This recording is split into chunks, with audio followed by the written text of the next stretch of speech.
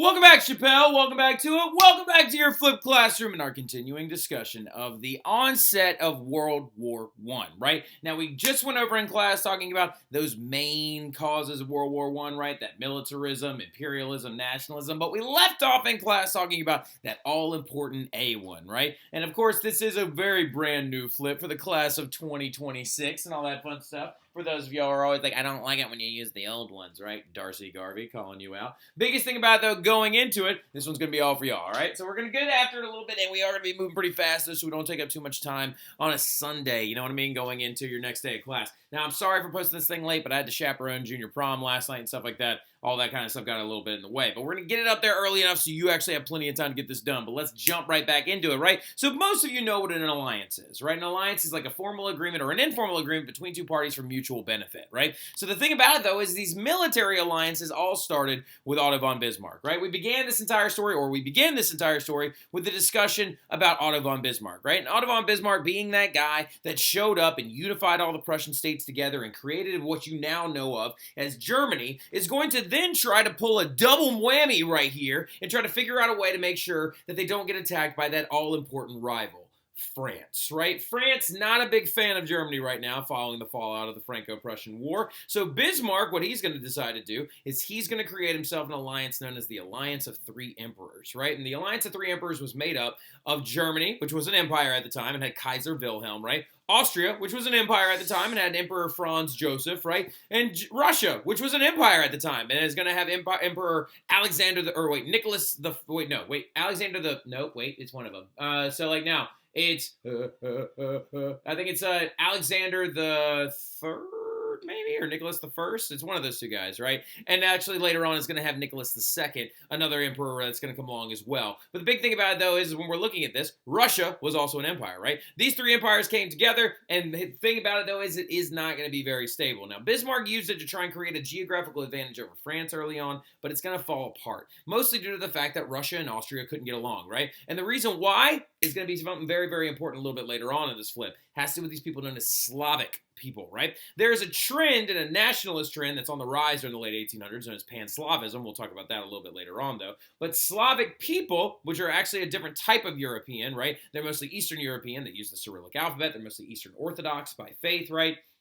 They also speak with different inflections in their tones and in their language. They have different foods, different cultures, different everything. But they are actually being, a lot of them, right, that live in places like Croatia, Bosnia, Serbia, right? Areas that the Austrians control. And the Russians want them to let them go, right? But what ends up happening is they can't really agree on who's supposed to rule over them or if Russia's going to let them, or if, Russia's going to back them or if Austria's going to let them go. And what ends up happening, though, is a little bit of a turn of fate, right? Kaiser Wilhelm II comes to power in Germany, and he shows up to Germany in 1889, all right? So, now in 1889 or 1888, he's going to show up as the new German emperor, right? And he is the son of Kaiser Wilhelm I, right? Kaiser Wilhelm I dies, and then here comes Kaiser Wilhelm II, and he and Bismarck don't get along, right? He accuses Bismarck of puppeting his father for the entirety of his career, and he actually has him fired, right? And when he fires Bismarck, he then does not renew the alliance, and Russia is then out there, right? Russia is then out there, all up in the mist, and what ends up happening is France jumps on this opportunity and signs alliance with Russia, drawing very new military lines, right? And so what's going to end up happening, though, is going to be leading to a frantic creation of other alliances, right? So the very first alliance that gets created going into World War I in a frantic manner is Kaiser Wilhelm II after he's fired Otto von Bismarck, who actually dies about 10 years later in 1898, never actually sees the first shots of World War I be fired, right? But what Kaiser Wilhelm II creates is this thing called the Triple Alliance. And the Triple Alliance is made up of Germany, Austria-Hungary, and Italy early on, right? And France and Germany are going to be huge enemies following that Franco-Prussian War, so kind of keep that in the back of your mind that he creates this to try and defend Germany from France, right? And to protect Germany, he signs these treaties with Austria and Italy, promising to protect them if war broke out, right? Now, later on, though, they are going to have a nickname. They are also known as the Central Powers, right? What we usually refer to them as is the Central Powers, right? Formed with this thing known as the Triple Alliance, right? Now, the next one's going to be a little bit different. It was called the Triple Entente, right? And that is going to be the people that they're going to end up fighting against, right? Now, what an entente is an informal agreement between countries because they actually didn't sign a collective alliance together. This one was a little bit weird, right? France, Russia, and Great Britain, also known as the Allies early on, are actually going to come in and they're going to do this in like a weird, like kind of three-way alliance alliance that leads to a triple entente kind of a thing, right? But again, they are also known as the Allies, right? So the Allies is what we typically refer to France, England, and Great Britain and America, which you can jot them down right now if you would like to. The United States does join the Allies, but they don't join up until 1917, right? So going into it, that's like the last year of the war. This one was a little bit weird, though, because France signed an alliance with Russia after the failure of the League of Three Emperors, right? That thing that Bismarck tried to create. And then France is going to ally with Great Britain, okay? And a lot of this has to do with a military buildup that we'll talk about here in a little bit, and then France is going to encourage Britain to sign one with Russia, so they all ended up signing an alliance like in a big circle, right? We refer to these guys as the Triple Entente, right? Now later on, some other groups are going to join up with them, like Croatia. Japan is going to join up with the Allies as well in World War I, which some of you are like, wait a minute, I thought that those are people that we fought against, but remember, delineate, that's World War II, all right? So a little bit of a different thing, okay? So when we're looking at this entire thing, though, you have, of course, all right, over here you've got the Triple Alliance, Italy, Austria, and Germany. Now the Ottomans are going to be important. They're going to come in a little bit later on. But then you got Russia, Britain, and France in the respective years that they signed these alliances right there. And then there's this little region right here called the Balkans that's going to be a little bit of a fishy thing that we're going to get into in a little bit. That's going to create a lot of problems going into this war, right? And looking at this map right now, you can actually also tell as well that that's your major players, right? Your Russians, your French, and your English, your Germans, your Austrians, and as well as your Italians. But some of you are like, but wait a minute, Mr. Terry, I thought you said a second ago that the Italians are going to be with the Central Powers. They actually are, but when war broke out, Italy flipped sides, right? Italy actually went neutral for a period of time and then flipped over to the Allied side. And they do this also in World War II, which is absolutely bananas. They actually end up killing their own dictator later on. So just keep that in the back of your mind. Now, that stuff right there is your alliances, right? So you've got these alliances right now that are set up much like dominoes, where if one of them goes, the rest of them are going to break out into war, and it's going to end up erupting into a worldwide war from a very small conflict, right? But another big reason why this war is going to break out is a thing called militarism, right? Now, militarism, what that is the idea that like economic competition is fueling a lot of intensity like between countries. They're actually going to begin to build up their militaries, right? The militarism aspect is the glorification or glory of building up your military, right? So the thing about it is, though, is that they're going to start funneling a lot of that money from that economic competition, money, arms, colonies that they're gobbling up as well in the imperial campaigns. Countries are going to practice this aspect of militarism. For example, when you look at this, Germany is going to respond to militarism by making their military absolutely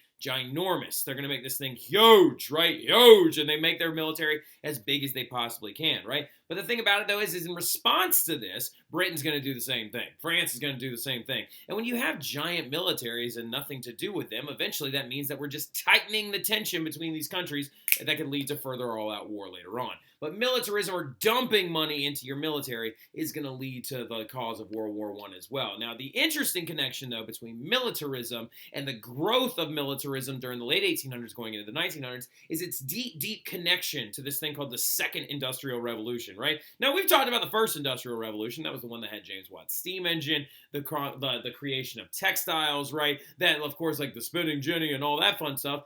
Well, the Second Industrial Revolution comes along in the late 1800s where things are going to become more mechanized, right? They're going to have like more gears and interchangeable parts, right? Steam-powered locomotives for moving human beings, right? We're going to also see the growth of like the Bessemer process of creating steel. We're going to see the refinement of petroleum to make gasoline, right? And things are going to become even more automated, right? Well, if you're thinking of making things even more automated, you could possibly apply that to your weaponry and to your military as well, right? And so the example of this new industrial military that's popping up, former post-Second Industrial Revolution, the best example of it is that thing we've already talked about, right? The Maxim gun, which was created in 1885, 1884, right? By that man named Hiram Maxim, right? And Hiram Maxim's fully automatic machine gun, by the time World War I breaks out, no longer fires 200 rounds a minute, it actually fires 600 rounds a minute, right? Which is absolutely wild. And here is little old Hiram Maxim actually sitting right next to his invention and actually operating it right there. Would you just zoom in, you little turd? There you go, right? There's Hiram Maxim himself, actually with his little invention. And by the way, he is a British inventor, if anybody ever asks you about it. He's a British-American inventor, but he actually invented it whilst he was in Great Britain, so it's a British invention. The only drawbacks to this entire thing, though, as well, is that it's very heavy, it jams, it needs a water jacket on it, right? We talked about that a little bit in class, the funny thing about how soldiers during World War I, if the water actually from their machine gun water jacket evaporated off because the barrel got too hot. They'd have to like pee in the barrel, or pee in the water jacket to make it like go really quick, which is a lot of pressure. You know what I mean? Which is intense. I can't imagine being shot at and then having to do that, right? So going into it though as well, this war is going to be the very first time that it's ever actually fully seen, right? And this gun is going to be really, really big because it's going to cause trench warfare, right? And we'll talk about that a little bit later on. For any of the dads or the moms walking around in the background right now that love history, that is why trench warfare occurred, is because of the invention of the machine gun, right? The machine gun and its use in World War I will cause them to dig trenches to get below the fire, right? But it's not just there that the Industrial Revolution is going to impact the military. It's not just in the creation of weapons. It's also in the creation of some other little smaller things, right? For the example, like steam-powered locomotives, right? The telegraph is going to be massively important as well, because telegraph lines are going to be massively important when you're having a worldwide war, because now you can send communications and communiques across a very long distance, right? And what becomes a very large objective during World War I is cutting people's telegraph lines or tapping into them, right? Which is another big thing as well. Code creation and code breaking becomes a really big part of the World War I, and then spirals forward as well into World War II and even modern day wars as well. And then steam-powered engines on boats are going to be massively important as well, as we're leading to more advanced navies, right? Now, connecting that over really quick, something else we're going to see in the militarism thing is things called arms races, right? Now, something that maybe like some of y'all don't really understand right now is what an arms race is, right? Now, let's explain what an arms race is, right? So we can actually further understand this conflict as it blows up, right? Now, arms races are never a good thing, right? When you're having an arms race, it means that one country has figured out a certain type of weapon or a large-scale version of weaponry, and then another country has figured it out as well. And what they're going to do is they're going to try to compete with each other to see who can make the most of that weapon as fast as possible, right? Hence the race aspect, and the arms is referring to the armaments themselves, right? Now, the most famous arms race that some of your family probably knows very well about, you could ask your parents about this one all day long, is the nuclear buildup arms race that happened post-World War II, right? The nuclear arms race that happened in the 1940s, 50s, and 60s during the Cold War between America and the Soviets, right? Now, a big one that happened way before the Russians were ever even referred to as the Soviet Union was the naval arms race that broke out between Germany and England, right? And this one actually happened right before the onset of World War I. And the reason why is because Germany and England both learned how to make this boat, right? Now, this boat is going to become very, very important in World War I because it is an all-steel, steam-powered battleship. It is known as a dreadnought, right? Now, the English invented it first, right? They were the ones that created it first because they actually named the original boat the HMS Dreadnought, right? But look at this thing. It is a modern-style battleship with cannons and armaments, and it actually has a steam-powered engine as well that can take it over huge, great distances and bombard locations from the water, right? It is a very large, scary, intense version of the representation of imperialism in the British naval empire at the time, right? But the Germans actually learn how to make them as well. And so they start competing with each other to see who can make the most of them the fastest. Well, England ends up winning this race, and the English end up actually making the most dreadnoughts, and the Germans are kind of just sitting there with the crossed arms and a big harumph, and they're like, well, we can't make them as fast as the British can because their entire government's behind it, which is an old thing, right? So what's going to end up happening, though, is the Germans pivot, right? They pivot a little bit, and they start making a different type of boat. A boat known in German as an Unterseeboot. Unterseeboot. Unter means under, Z means water, and boot means boat, right? So it's an underwater boat. So we're talking none other than, of course, about a U-boat or a submarine, right? The Germans then actually start creating submarines as the thing to maybe be their tool in sinking dreadnoughts whenever they show up. Now, a lot of people in the German government thought this was a terrible idea. They were like, why are we building these U-boats? By the way, that's why we call them U-boats, right? We call them U-boats not because it's called underwater boat. We call them U-boats because we refer to German Unterseeboots, right? And that's what they called them. So it's a Unterseeboot, a U-boat, right? So a U-boat. Now, the thing about it, though, okay, going into it, these submarines were actually very, very heavily made fun of and scoffed at by a lot of Germans because they were like, you can't see in them. You're blind inside of them. There's no sonar yet, so you don't know where you're going. That little goofy periscope will give you away and all this stuff. But funny enough, that weapon right there, the underwater boat, the Unterseeboot, is going to be very, very important in the calamity that this war will become, right? So just keep that in the back of your mind, that those U-boats and submarines become very important when we get into this war, because the Germans are going to use them against cruise liners and stuff in a method called unrestricted submarine warfare, which is going to be a big deal. Now, imperialism is another giant cause of World War I as well, which is a part of that economic competition, right? Because these European powers are competing for resource-providing colonies. Now, we talked about this already with the imperialism of places like Asia, and we especially saw it in the imperialization of Africa, right? Because if you look at this map of Africa at the time, you've got all these different areas of Africa that post-Berlin Conference are going to be cut up and given to a lot of other areas. Well, these things about it is that they were competing over these different colonies, and when the war breaks out, fighting will actually break out amongst these colonies. Because you've got the actual right there, the British colonies right there, and German East Africa right here. You got French West Africa and German West Africa right there. And so, for example, when Germany and France and Germany and England end up going to war, their colonies end up going to war as well, making this truly a worldwide war.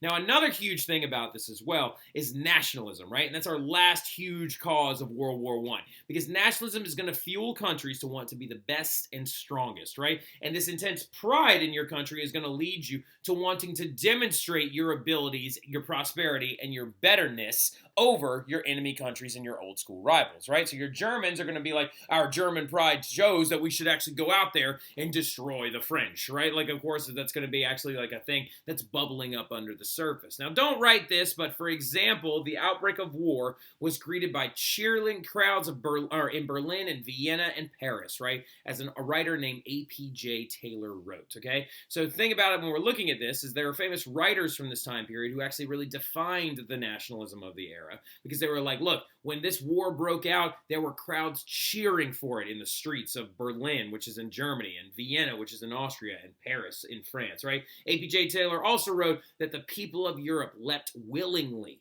into this war, right? Which means that it actually demonstrates to us that they were excited to go to war because of that nationalistic fuel. Now, the thing about it, though, is the thing that's going to end up breaking all this stuff out, that's going to end up causing all this, like, calamity, that where it's all going to go down, isn't actually going to happen in Germany. It's not going to happen in France. It's not going to happen in England. It's not going to happen even in Spain or Italy. It's going to happen in this dark-colored green section of the map right there, known as the Balkans, right? Well, the Balkans are going to be the place where the war ends up breaking out, and then it spills over and turns into a worldwide war because of this concept, a thing that was on the rise in the late 1800s known as Pan-Slavism, that heavily relates to nationalism and also is going to be the ultimate cause of this war, right? The thing that tips the scales over and throws us into war, right? Now, what Pan-Slavism is the belief that all Slavic people should unify and defend one another, right? That Slavic people should come together, and then while they're in the process of trying to have their own self-determined countries, while Serbia is trying to unite Serbs together to have a country known as Serbia,